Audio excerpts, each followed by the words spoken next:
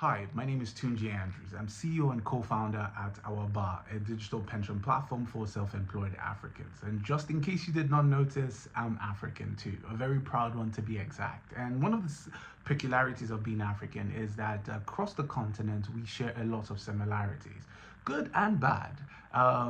Even despite the fact that we are different in culture, different in language, even different in dance, sometimes we share a lot of similarities. One of the things we share that is not so good really is the fact that no matter how much value we create, and we do create a lot of value on the continent, mineral resources, human capital, it's the fact that we can't seem to retain a lot of that value irrespective of how hard we try. 400 years ago, distant relatives of my ancestors were shipped away as slaves for some reason, and you find out that even me, I have to go across museums in Europe to be able to view art that are predominantly African.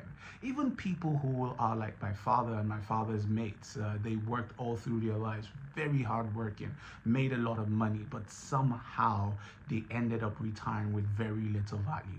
Even me and peers around me, people who are even coming behind me, have exposure to all kinds of financial services, a robust understanding of how finance works. But we're up against high inflation, high devaluation, carving away at every value we're creating on a daily basis. The problem is banking in Africa or financial provision in Africa, financial service provision in Africa is all about take. It's more about how many customers you can get, how much deposits you can get from them, and how much you can be able to grow your bottom line. There's very little conversation about the customer and improving and giving value to the customer. This is even more of a truth when you look at the informal sector worker in Africa, which is about 80% of the continent. And this is more even predominant because you find out in Africa we have between 15 most people in Africa are between ages 15 to 45. And the problem with this is that they're not going to remain between 15 and 45 forever. What happens when they do get to that point of retirement and they realize that inflation and devaluation has carved away all the value they've been able to create through their working lives?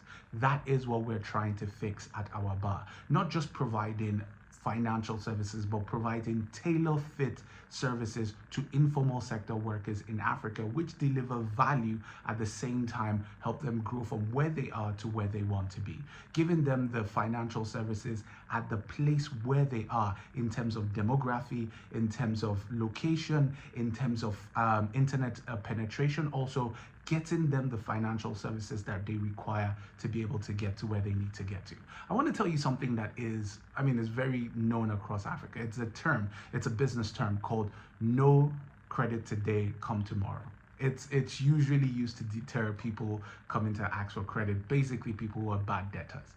But the real truth about it is that it doesn't really mean that this business does not give credit. It just means that if the business owner does not know you enough to be able to trust you, they can give you credit. This is true across most parts of Africa, where people only do business with people they strongly trust and only able to give credit to people they strongly trust. This is the reason why the inequality in Africa is also very strong, where a cluster of winners continue to breed winners and the cluster of losers continue to breed losers. So if you're not somehow, whether by birth or by just stumbling into it, you are in this cluster of winners, you will never be able to get into the cluster of winners. It's very difficult.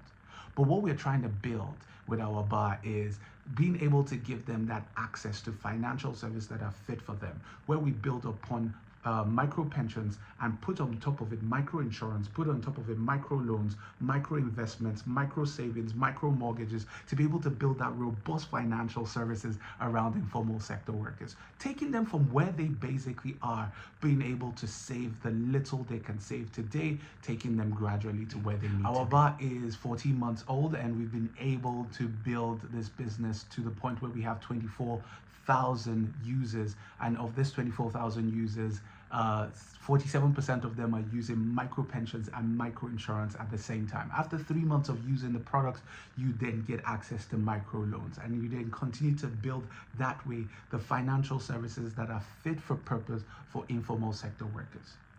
I have been in this industry, financial services, for the past 15 years.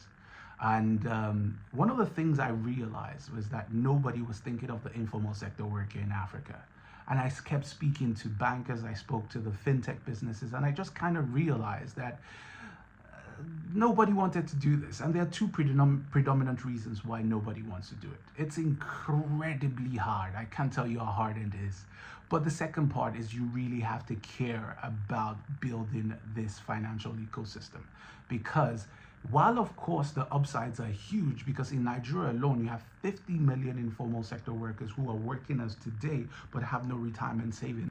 At the same time, you find out that what you also have is the incredible upside of being able to onboard this 50 million people into a financial ecosystem that is multi-layered, not just providing one financial service to this customer, but provide multiple financial services to this particular customers. And that is what we are building at Awabah. At Awabah, we have a team of 37 individuals cutting across technology, business development, legal and compliance. We're talking marketing and communications. We have that robust team that is building what we have. We also have 550 freelance agents which we work with to be able to deploy our services across 3 states which we're working with right now in Nigeria. But to even be able to add on top of that, we have been able to partner with 2 key players in the financial services space who give us access to over 500,000 agents across the country. This is massive, but this is predominantly important, because what we are doing is not just giving financial service for the sake of giving financial services. We're giving financial services that are needed, financial services the customer understands, and financial services that are fit for the customer's pocket today and helps the customer to build on a daily basis. Now think about this. The way our customers are able to contribute is that they can contribute daily, weekly, monthly. It's really up to them. They can contribute $100 today, and the next day, if they only have $10 to contribute. So the question you want to ask is, why exactly am I doing this? And I've heard it a lot of times that I could be doing something easier. Yes, it is true, but this is the thing I love doing the most. This is what I've been doing for the last 10 years, speaking about financial services and financial literacy across Africa and providing it to the informal sector workers. And this is why I believe I was born to. Africa has no working social security system. We are building something close to it, the capital version of it, if you like. But we're building it not only to make profit, but also to build our customers on the way, so that the customer that saves $2 today will be able to save $200 next month, because we're not only taking from them, we're also giving back value so that they can be able to give more, so that we're able to give more. If you look at the slogan of Awabah, it is building wealth together. And that is what we continue to do. And that is why we ask that you join us so that we continue to build wealth together. Thank you very much.